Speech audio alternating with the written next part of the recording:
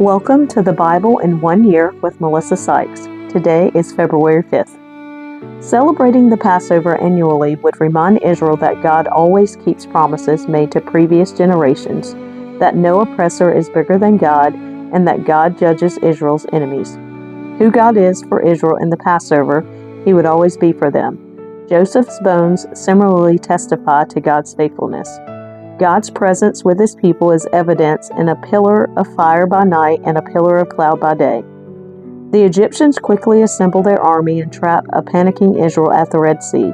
Both groups have much to learn about God. God positions Himself between the Egyptians and His people. Then He parts the Red Sea for Israel's crossing and collapses the walls of water upon the Egyptian army, drowning them. Moses and Miriam composed theologically robust songs to remember God's triumph over Egypt.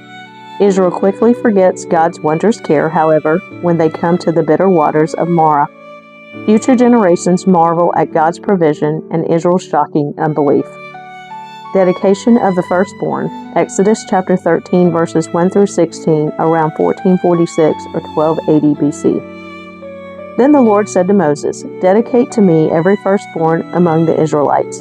The first offspring to be born of both humans and animals belongs to me." So Moses said to the people, "This is a day to remember forever, the day you left Egypt, the place of your slavery. Today the Lord has brought you out by the power of His mighty hand. Remember, eat no food containing yeast. On this day in early spring, in the month of Abib, you have been set free. You must celebrate this event in this month each year, after the Lord brings you into the land of the Canaanites, Hittites, Amorites, Hivites, and Jebusites. He swore to your ancestors that He would give you this land, a land flowing with milk and honey. For 7 days, the bread you eat must be made without yeast. Then on the 7th day, celebrate a feast to the Lord. Eat bread without yeast during those 7 days. In fact, there must be no yeast bread or any yeast at all found within the borders of your land during this time. On the 7th day, you must explain to your children, I am celebrating what the Lord did for me when I left Egypt. This annual festival will be a visible sign to you, like a mark branded on your hand or your forehead. Let it remind you always to recite this teaching of the Lord. With a strong hand, the Lord rescued you from Egypt. So observe the decree of this festival at the appointed time each year. This is what you must do when the Lord fulfills the promise He swore to you and to your ancestors. When He gives you the land where the Canaanites now live, you must present all firstborn sons and firstborn male animals to the Lord, for they belong to Him. A firstborn donkey may be bought back from the Lord by presenting a lamb or young goat in its place. But if you do not buy it back, you must break its neck. However, you must buy back every firstborn son. And in the future, your children will ask you, what does all this mean? Then you will tell them, with the power of His mighty hand, the Lord brought us out of Egypt, the place of our slavery. Pharaoh stubbornly refused to let us go, so the Lord killed all the firstborn males throughout the land of Egypt, both people and animals. That is why I now sacrifice all the firstborn males to the Lord, except that the firstborn sons are always bought back. This ceremony will be like a mark branded on your hand or your forehead. It is a reminder that the power of the Lord's mighty hand brought us out of Egypt. Israel's wilderness detour. Exodus chapter 13, verse 17 through chapter 14, verse 4. When Pharaoh finally let the people go, God did not lead them along the main road that runs through Philistine territory, even though that was the shortest route to the Promised Land. God said if the people are faced with a battle, they might change their minds and return to Egypt. So God led them in a roundabout way through the wilderness toward the Red Sea. Thus the Israelites left Egypt like an army ready for battle. Moses took the bones of Joseph with him, for Joseph had made the sons of Israel swear to do this. He said, God will certainly come to help you. When He does, you must take my bones with you from this place. The Israelites left Sukkoth and camped at Etham on the edge of the wilderness. The Lord went ahead of them. He guided them during the day with a pillar of cloud, and He provided light at night with a pillar of fire. This allowed them to travel by day or by night, and the Lord did not remove the pillar of cloud or pillar of fire from its place in front of the people. Then the Lord gave these instructions to Moses. Order the Israelites to turn back and camp by Pi-Hahiroth, between Migdol and the sea. Camp there along the shore across from Baal-Zephon. Then Pharaoh will think the Israelites are confused. They are trapped in the wilderness. And once again I will harden Pharaoh's heart, and he will chase after you. I have planned this in order to display my glory through Pharaoh and his whole army. After this, the Egyptians will know that I am the Lord." So the Israelites camped there as they were told. The Egyptians pursue Israel. Exodus chapter 14, verses 5 through 14. When word reached the king of Egypt that the Israelites had fled, Pharaoh and his officials changed their minds. "What have we done letting all those Israelite slaves get away?" they asked. So Pharaoh harnessed his chariot and called up his troops. He took with him 600 of Egypt's best chariots, along with the rest of the chariots of Egypt, each with its commander. The Lord hardened the heart of Pharaoh, the king of Egypt, so he chased after the people of Israel, who had left with fists raised in defiance. The Egyptians chased after them with all the forces in Pharaoh's army, all his horses and chariots, his charioteers, and his troops. The Egyptians caught up with the people of Israel as they were camped beside the shore near Pi-hahiroth, across from Baal-zephon. As Pharaoh approached, the people of Israel looked up and panicked when they saw the Egyptians overtaking them. They cried out to the Lord, and they said to Moses, "Why did you bring us out here to die in the wilderness? Weren't there enough graves for us in Egypt? What have you done to us? Why did you make us leave Egypt? Didn't we tell you this would happen while we were still in Egypt? We said, 'Leave us alone, let us be slaves to the Egyptians. It's better to be a slave in Egypt than a corpse in the wilderness.'" But Moses told the people, "Don't be afraid, just stand still and watch the Lord rescue you today. The Egyptians you see today will never be seen again. The Lord himself will fight for you. Just stay calm." Escape through the Red Sea.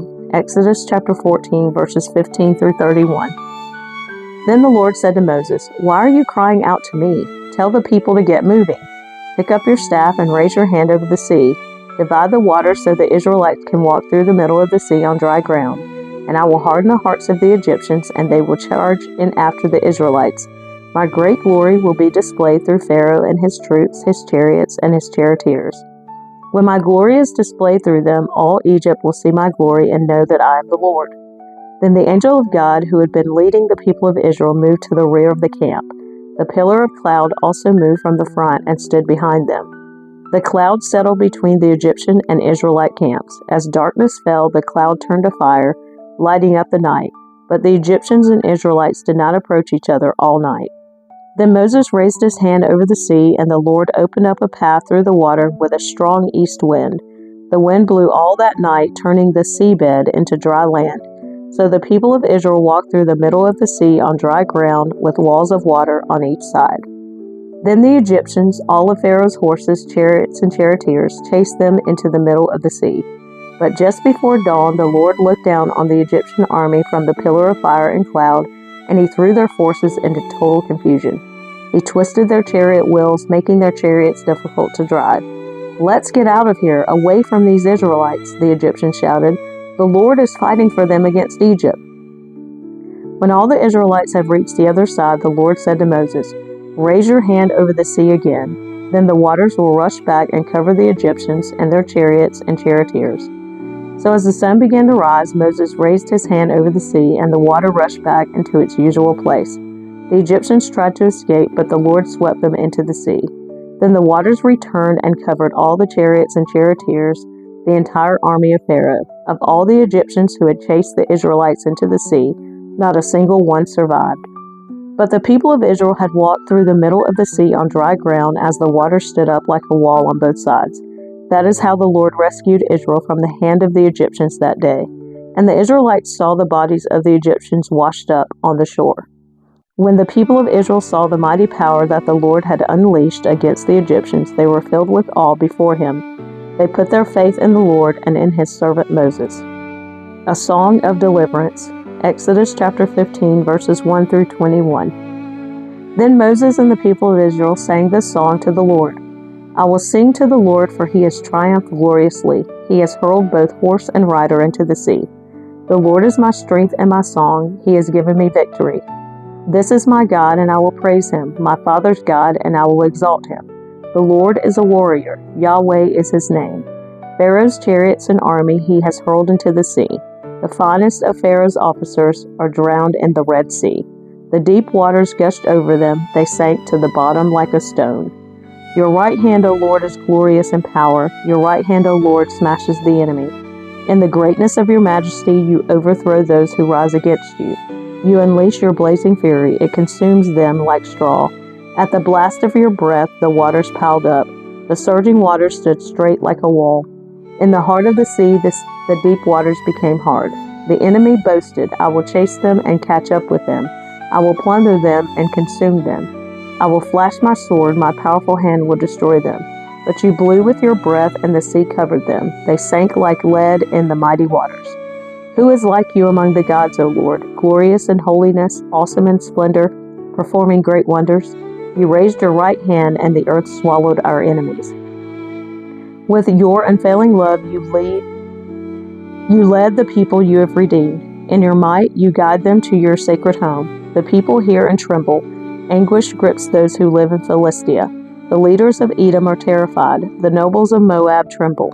All who live in Canaan melt away. Terror and dread fall upon them. The power of your arm makes them lifeless as stone. Until your people pass by, O Lord, until the people you purchase pass by, you will bring them in and plant them on your own mountain, the place, O Lord, reserved for your own dwelling, the sanctuary, O Lord, that your hands have established. The Lord will reign forever and ever. When Pharaoh's horses, chariots, and charioteers rushed into the sea, the Lord brought the water crashing down on them. But the people of Israel had walked through the middle of the sea on dry ground. Then Miriam the prophet, Aaron's sister, took a tambourine and led all the women as they played their tambourines and danced. And Miriam sang this song: Sing to the Lord, for he has triumphed gloriously. He has hurled both horse and rider into the sea. Bitter water at Marah. Exodus chapter 15, verses 22 through 27. Then Moses led the people of Israel away from the Red Sea, and they moved out into the desert of Shur. They traveled in this desert for 3 days without finding any water. When they came to the oasis of Marah, the water was too bitter to drink. So they called the place Marah, which means bitter. Then the people complained and turned against Moses. What are we going to drink? They demanded. So Moses cried out to the Lord for help, and the Lord showed him a piece of wood. Moses threw it into the water, and this made the water good to drink. It was there at Marah that the Lord set before them the following decree as a standard to test their faithfulness to him. He said, If you will listen carefully to the voice of the Lord your God, and do what is right in his sight, obeying his commands and keeping all his decrees, then I will not make you suffer any of the diseases I sent on the Egyptians, for I am the Lord who heals you. After leaving Marah, the Israelites traveled on to the oasis of Elim, where they found 12 springs and 70 palm trees. They camped there beside the water.